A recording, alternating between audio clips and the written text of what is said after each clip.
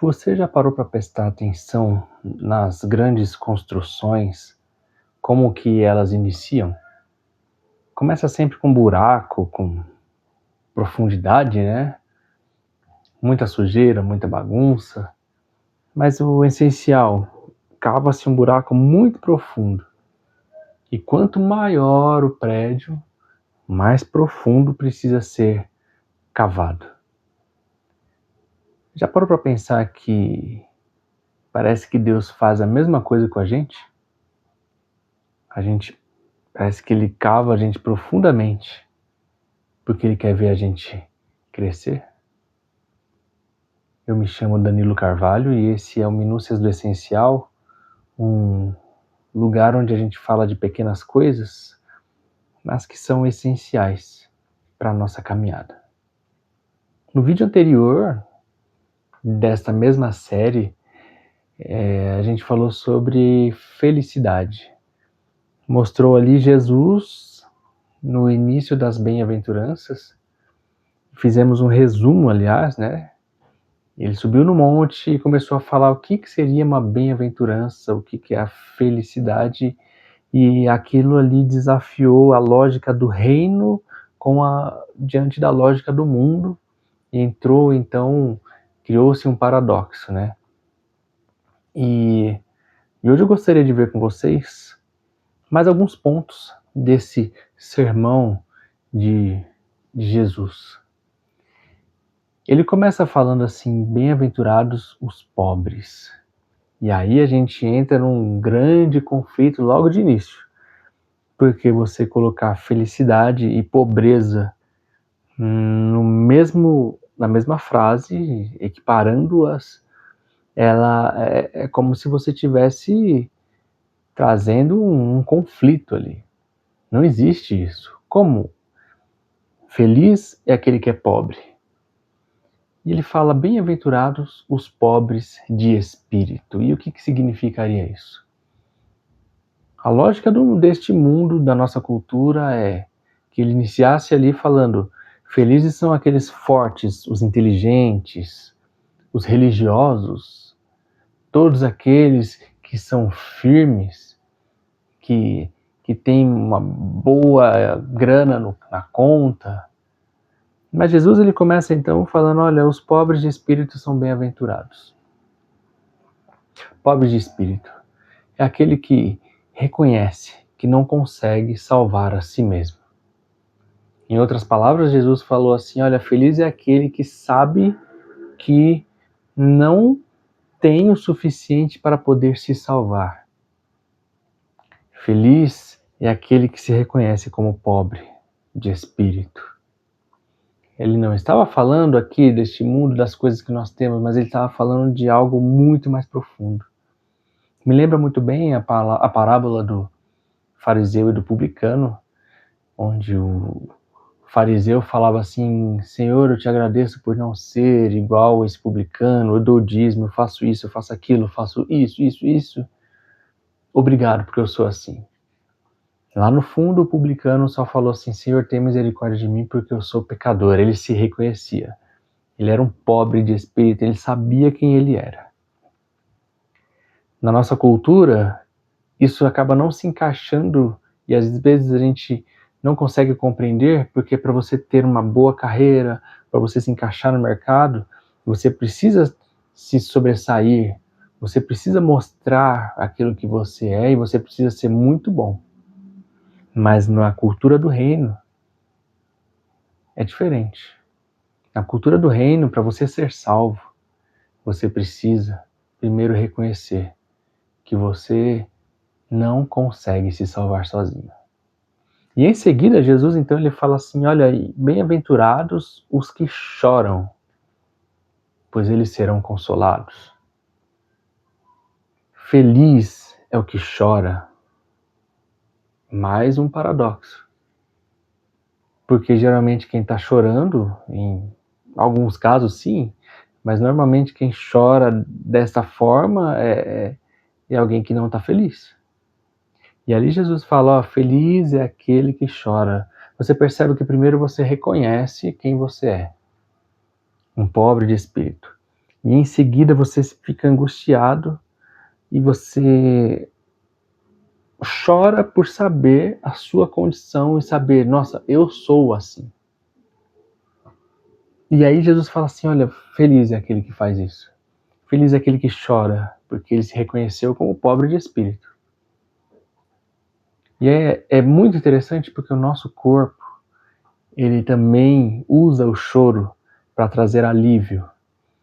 Quando você chora, você acaba soltando, colocando para fora.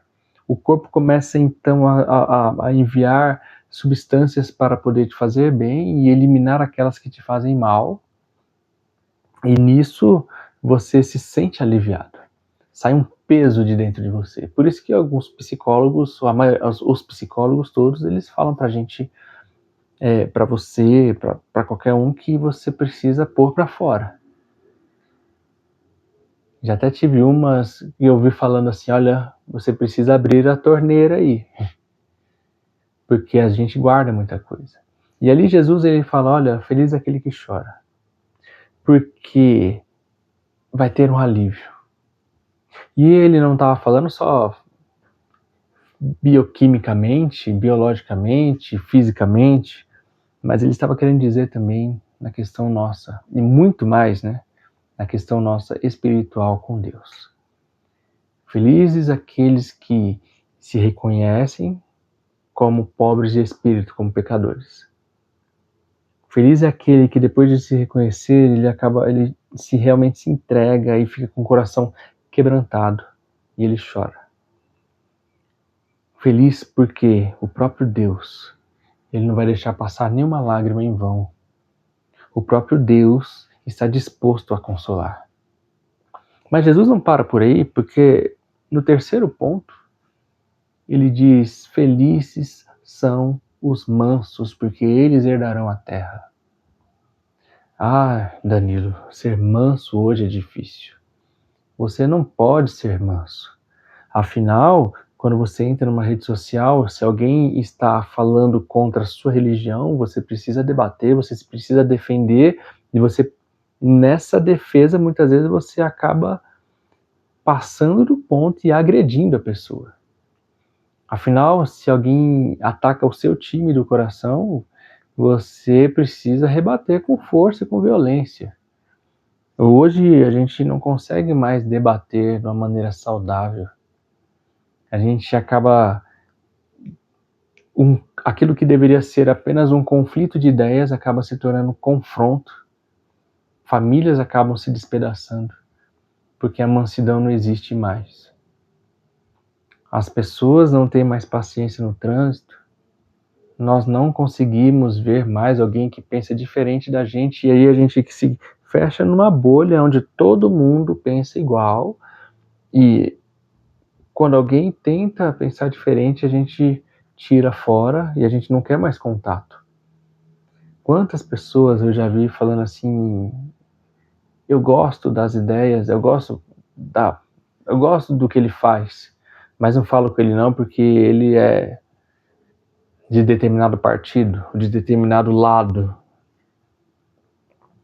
Quantas pessoas eu já vi olhando e falando assim, eu não ouço mais as músicas dele porque ele é do lado X. Eu não ouço mais, não vejo mais nada dele porque ele é do lado Y. A mansidão está faltando na gente.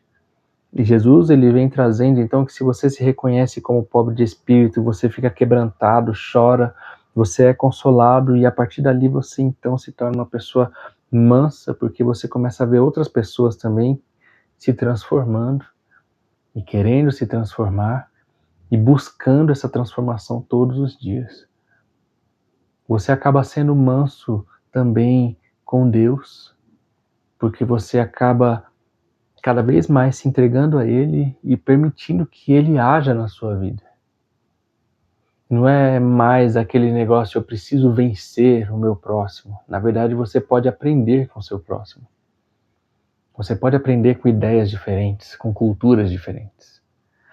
E aí Jesus ele está dizendo, olha, felizes os mansos, porque eles vão herdar essa terra. Você entende que nesse começo das bem-aventuranças, esses 3 pontos. A gente vê que Jesus ele partiu do reconhecimento, o quebrantamento e depois um relacionamento com Deus e com o próximo em mansidão. Isso daí, para mim, é uma sequência de transformação. Não são metas que eu tenho que ficar alcançando. Hoje eu alcancei, me acho pobre de espírito, agora amanhã eu vou me achar um manso, quem sabe um dia eu choro. Não, é como se fossem degraus que as pessoas vão alcançando conforme vão se aproximando de Cristo. E isso se chama transformação.